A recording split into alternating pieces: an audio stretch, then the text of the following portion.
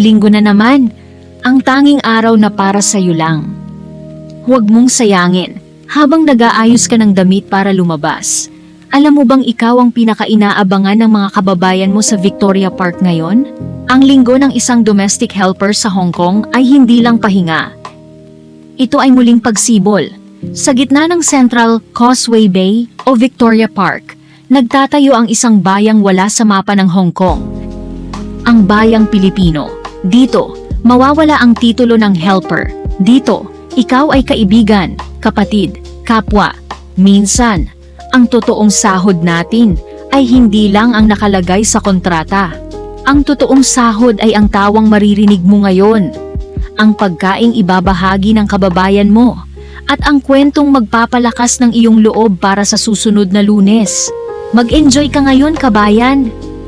Karapat-dapat ka sa bawat segundo ng kalayaang ito. Kamusta ka? Laban lang. Ito ay kwento ng lungsod, ng daan pauwi, at ng dalawang magkalayong mundo. Ito ang kwento ko. Mali pala. Ito ay ang kwento natin, kaya i-share mo ang sayo. Makikinig ako.